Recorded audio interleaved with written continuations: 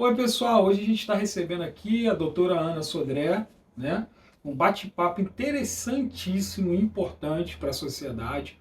A gente veio falar aqui sobre a violência obstétrica, né? A violência obstétrica, pelo que eu andei pesquisando, a cada 4 mulheres, uma é vítima dessa violência, seja psicológica ou física. E isso acontece na gestação, né, da mulher, ou pós-parto, né? E durante, né, essa gestação que pode ser cometido por algum profissional da saúde. Então, assim, então vamos lá. E, doutora Ana, pela experiência que a senhora tem na área da saúde, né, centenas de partos que a senhora já fez, sobre a violência obstétrica, o que a senhora tem para falar para a gente, o que pode ser evitado, como que funciona o parto, cesárea? Então, primeiro a gente precisa definir o que é violência obstétrica. A violência é qualquer ato intencional de oferecer algum agravo àquela pessoa. No caso obstétrica, a mulher que está grávida. Isso pode acontecer durante o período do pré-natal, durante o parto, tá?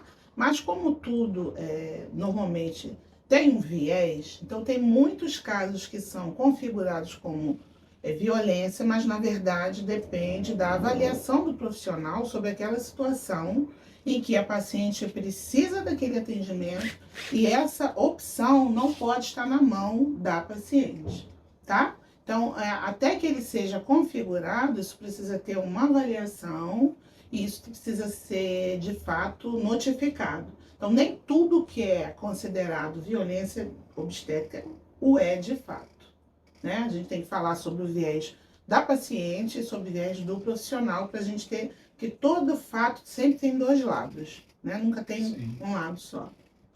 Essa parte que você está falando aí, pelo que eu entendi, vamos dizer assim, sobre as técnicas de parto que a senhora tem, uma das coisas consideradas, alguns artigos de internet, diz o seguinte, que forçar, induzir ali o parto, né, o nascimento da criança, com braço, cotovelo, aquela força, né, para a criança nascer, é considerado uma violência obstétrica. O que eu quero dizer com isso?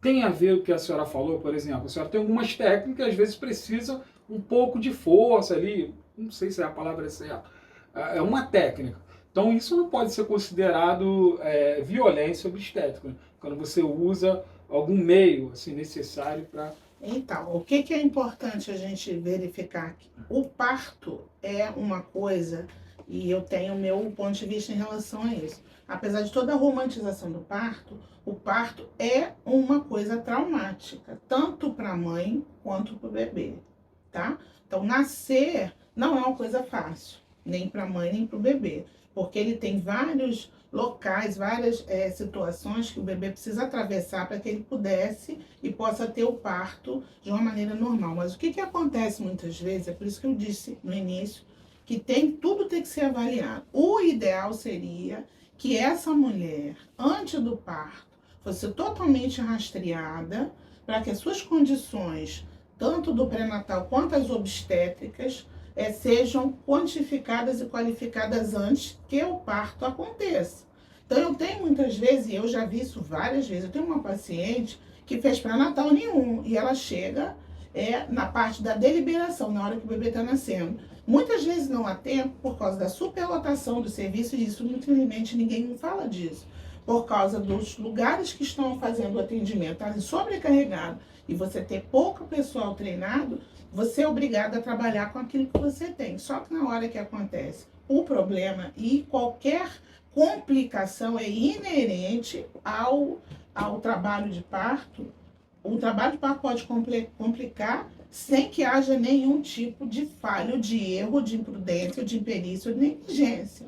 Ela é contínua. Uma paciente que tem um mioma no canal de parto, muitas vezes ela nem sabe que tem, que nunca fez exame nenhum, mas isso vai arrebentar na mão do profissional que está atendendo. Aí complica violência obstétrica. Então, assim, isso tem que ser visto. Tem que ser investigado. E para que, de fato, por isso que tem que ser feito. Todo caso que é configurado, tem que ser feita uma perícia, tá? Uma perícia, tanto a parte judicial quanto a parte técnica, para que, se de fato houve imperícia, imprudência e negligência, o profissional só pode ser acusado em relação a isso. Se são complicações decorrentes de um parto trabalhoso, independente do que o profissional fizesse, é uma complicação aceitável. Por isso, essa perícia tem que ser feita. Muitas vezes, essa paciente tem uma complicação inerente ao parto em si. Eu faço pré-natal, já fiz vários de pacientes chegar, está muito bem, obrigado, até a hora do parto ela começa com pré-eclâmpsia, a pressão começa a subir. E eu tenho que encaminhar essa paciente a baixo risco até que deixe de ser. Eu já atendi pacientes que engravidaram com múltiplos miomas. Eu tenho um caso até que coloquei no meu Instagram. Eu tinha tudo para dar errado aquilo. E aquele parto aconteceu, apesar de tudo, foi um parto que foi, por ter sido bem acompanhado, bem encaminhado, esse bebê nasceu, apesar da mãe ter um mioma do tamanho da cabeça da criança. E a pressão começou a subir. Então, quando essas coisas são vistas a tempo e são bem encaminhadas, você reduz o risco de ter uma complicação que cause uma violência obstétrica. Ah, tá certo. E o que acontece? É bom ressaltar que violência obstétrica também está relacionado à clínica, né? Por falta de recurso, profissional desqualificado, pode-se dizer assim. De fato, for constatado algum tipo de violência obstétrica, a gente tem ali a vítima, né? Ela tem ali o recurso de fazer a denúncia diretamente ao Conselho Regional de Medicina ou Conselho Regional de Enfermagem, se de fato, né, acontecer alguma violência. É bom ressaltar isso. E quanto, uma coisa que é bastante discutido na sociedade, doutora Ana, que é uma dúvida minha também, sobre a cesárea. Cesárea, enfim, todos os pacientes, todas as gestantes, na verdade, ela tem que passar, por escolha dela, ela tem que passar pela cesárea, ou a cesárea é um recurso, né? Somente se for necessário, ou é natural isso? Como funciona essa questão do cesárea? Então, antes de iniciar nisso aqui, você falou sobre denúncia. Então, a gente precisa esclarecer uma situação aqui que muita gente não conhece, tá? Todo serviço médico, clínico, existe uma coisa chamada direção técnica. Então, todo serviço técnico tem uma pessoa responsável pelos problemas técnicos. Então, antes que isso vá aos conselhos, a comissão de ética, que obrigatoriamente por lei toda instituição médica tem que ter, e são várias pessoas que fazem parte, inclusive eu faço parte da comissão de ética da unidade de saúde da qual eu presto serviço. Esses profissionais, antes que isso vá para fora da unidade, respeitando a hierarquia e a lei, esses profissionais têm que ser acionados. Então, antes que aconteça alguma coisa fora, é necessário que às vezes muitas coisas se resolvem internamente. Até porque a gente tem competência legal para que nós mesmos possamos fazer a denúncia. Inclusive, vai dar um arcabouço tanto teórico, quanto técnico, quanto jurídico, para que essa coisa seja inspecionada fora. Então, antes disso, comissão técnica, direção técnica da unidade. Depois disso, que esse caso foi avaliado, aí sim, se foi constatado e configurado, essa denúncia pode e deve ser feita. Em relação ao parto, tá? Parto, na verdade, é o parto normal. A cesárea é uma cirurgia, tá? Então, como que é o correto? Se você for pensar do ponto de vista do bebê, o ideal é que, se for possível, que haja a deliberação natural. Por que é que a cesárea tem tanta incidência, principalmente em termos de Brasil e outros lugares? Porque é prático. Um obstetra tem vários partos a fazer. Ele vai ficar 24 horas conduzindo essa mulher, ou ele vai, juntamente com essa mulher, agendar para o final de semana ou para a data precisa. Então, é uma coisa prática, sim. Mas se você for pensar do ponto de vista técnico e ético, ela deve ser indicada em casos da não possibilidade do parto vaginal. Aí a gente vai entrar numa situação da questão do direito, né? Eu agora também estou fazendo... sou bacharelanda em Direito, e ontem eu tive uma aula e a professora falando exatamente isso. Todo direito tem o seu dever em conjunto. Então, há o direito e há o dever. Quando o médico vai escolher a melhor via de parto, ele está pensando no bem-estar da paciente e do bem-estar do bebê, que é a primeira pessoa a ser feita. Mas existe algumas, por causa da questão da hipervalorização do direito, do tal do meu corpo, minhas regras, a mulher quer ter um parto cesárea, porque para ela não quer passar pelo trabalho de parto, não quer sentir a dor. Então, assim, qual é o viés disso daí? É um viés de gratificação, de melhor para essa mãe, mas muitas vezes as pessoas esquecem que a cirurgia tem complicações inerentes da cirurgia, tá? A pessoa pode, se tiver com a pressão alta, bom evitar o parto cesáreo, porque ela vai fazer um sangramento muito maior, isso vai fazer um parto muito mais traumático. Se for fazer cirurgia, ela pode ter complicações de coagulação e vai precisar de sangue, e se for um serviço público, muitas vezes não tem o sangue necessário. E fora as questões de que a mulher do parto vaginal ela se recupera muito mais facilmente do que uma mulher que submete a uma cirurgia. E além disso, tem as aderências da cirurgia, tem as infecções que podem acontecer e os riscos de morte materna, e são 3, a hemorragia, a infecção e a hipertensão são muito mais comuns em partos cirúrgicos. Então, todas essas coisas têm que ser avaliadas antes que haja deliberação do parto. Mas, como eu volto a dizer a vocês, por causa da situação, em termos de Brasil, a quantidade de pessoas, o número de partos e a sobrecarga que todo obstetra que trabalha em maternidade sabe, esse estresse, essa parte, muitas vezes não é investigado. Não estou aqui querendo inocentar quem de fato foi e praticou, mas todo caso precisa ser avaliado, como eu já disse, os dois lados, para que a gente não incorra em incriminar pessoas que estavam lá dando a sua vida e trabalhando para poder ajudar e acabaram sendo vítimas de todo esse... E afinal de contas o profissional acaba também sendo vítima de uma sobrecarga de trabalho. Então os lados têm que ser todos isso. O ideal seria que a gente tivesse, como é na Europa, vai ver na Europa como é que funciona. Você tem na Europa, na Alemanha, por exemplo, a profissional chamada obstetriz. A gente tem algumas aqui no Brasil que não são médicos que fazem parto. Mas olha a situação de lá. Você tem todo um controle, todo um arcabouço de um pré-natal que é visto desde o princípio ao final. Então essa obstetriz, muitas vezes é uma enfermeira, ela tem competência e ela tem estrutura para fazer um parto, inclusive vaginal, sem nenhum tipo de utilização de nenhum outro meio. Porque há todo um cuidado e uma instrução de país que valoriza a questão do pré-natal. Pegando o complemento aí que eu falei do Conselho Regional de Medicina e de Enfermagem, eu fui muito lá no stop, lá em cima no topo. Então é assim, para você, de fato, ser constatado aí sendo vítima de algum tipo de violência, não é bem assim, como a senhora falou. É traumático, né, essa palavra certa. É traumático um parto, seja cesárea ou natural. Então, assim, toda unidade de saúde, ela tem ali um corpo jurídico, ela tem um assistente social, ela tem psicólogo. Então, antes de tudo, gente, por ser um procedimento, vamos dizer, traumático para uma mulher, uma gestante, não pode de 0 a 100. Tudo precisa ser averiguado antes de passar para cima dos órgãos competentes fiscalizadores. Então, nem tudo você pode dizer que é violência obstétrica. Então, assim, é esse complemento aí que eu estou fazendo com a doutora Ana. Então, doutora Ana, vamos falar de coisas boas, né, ligadas à violência. Tudo tem um lado bom, né, da situação. Então, a gestante em si e seus familiares, como prevenir e evitar ser vítima de uma violência obstétrica?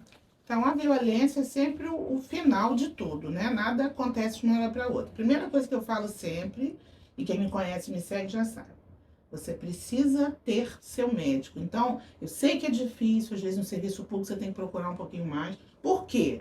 Eu já conduzi pré-natais, tanto particulares quanto no serviço público, que podiam ter complicações sérias, que podiam lá na frente ser consideradas, porque o médico, no caso de uma situação dessa paciente que tinham vários miomas de mioma no canal de parto, no trajeto, que seria um parto complicado. Como que aquilo foi resolvido? Eu acompanhei essa paciente, apesar de ter apanhado ela já com 30 semanas de gestação, eu fiquei em cima daquilo tudo, eu fiquei monitorizando tudo, eu peguei todos os recursos que eu podia e eu falava com ela praticamente toda semana A hora que essa paciente complicou, eu a encaminhei para o serviço público, no qual o quadro dela estava sob a minha tutela. Aquilo foi avaliado. Quando ela foi encaminhada para o parto, a equipe já sabia, foi uma equipe designada de cirurgião e obstetra, devia estar mais de 10 pessoas dentro da sala. E aquele parto, apesar de ser difícil e complicado, não houve nenhum tipo de complicação de violência, porque foi bem conduzido. Então, o que eu falo sempre, você, mulher, precisa ter o seu médico de referência. Mesmo que custe você andar um pouco mais e longe, encontrar um bom profissional antes mesmo de engravidar. A partir do momento que você engravidou, tem que ter um bom pré-natalista, pessoas que olhem para você. Não adianta só medir barriga e escutar bebê, ela tem que perfilar essa paciente. Isso vai exigir esforço da sua parte. E até que seja conduzida ao parto.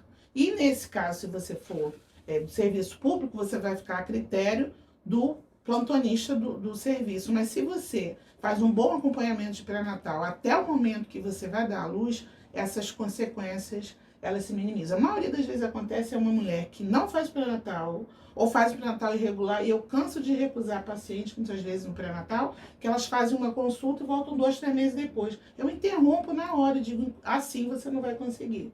Então, muitas vezes, as coisas acontecem porque a paciente se descuida. Não estou querendo aqui culpar a vítima, tá? Mas você é responsável por escolher um bom serviço, fazer um bom atendimento e, no caso de ter sido negligenciada, buscar isso antes que as coisas se compliquem. Então, tendo boa saúde, seguindo um bom pré-natal e com fé, né? Eu acredito que fé também ajuda muito. Quando você está buscando o melhor e fazendo de tudo para você ter um bom parto, não ficar pensando no pior, porque em todos os serviços tem gente boa e gente má. Mas se você buscar com antecedência e procurar investir nisso, você vai, apesar de ter um parto dificultoso, caindo em boas mãos, tem bons profissionais, você conseguir minimizar isso. E nem tudo, conforme eu falei, voltando aqui, nem toda complicação significa erro.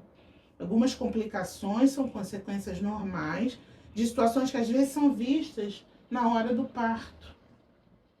Muitas vezes a paciente tem um quadro anterior e na hora que você vai fazer o parto, as coisas se potencializam. Então, um bom pré-natal bem feito, para mim, seria a melhor maneira de prevenir a violência obstétrica. E antes de engravidar, cuide de você, se você pretende ter um bebê, para que você não fique vítima da circunstância, daquilo que está sendo oferecido para você, tá bom? Essa explicação aí foi excelente. Resumindo, toda gestante precisa ter acompanhamento de um profissional da saúde, um médico. Isso que é importante.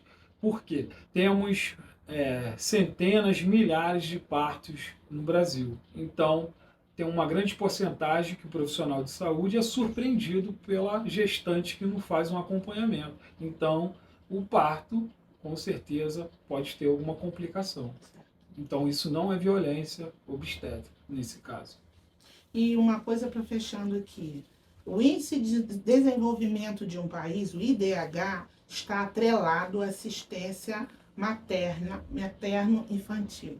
Então, quanto mais você dá assistência, prevenção à mulher na sua idade fértil, você reduz as complicações e as mortes maternas, que a morte materna é um índice negativo no IDH de um país. Se a gente melhorar a assistência pré-natal, assistência da mulher, assistência da criança, não importa, o país tem muita riqueza. Se você tem má qualidade na assistência materno-infantil, você tem IDH baixo. Então, a gente melhorando a assistência materno-infantil, a gente melhora o IDH de um país. Porque um país que cuida dos seus, que cuida das suas mulheres, que cuida das suas crianças, tem um bom índice de desenvolvimento humano. Muito obrigado, doutora Ana. Até a próxima. Com essa explicação aí não tem como errar, né? São conselhos, né, orientações de uma profissional renomada, né? É um privilégio estar aqui com a senhora. Muito obrigado, tá? Elivelto, eu que agradeço estar aqui. Como eu sempre digo, a informação é a melhor arma que você pode ter. Tudo esclarecido. Tchau, tchau, pessoal. Gente. Até a próxima. Tamo junto.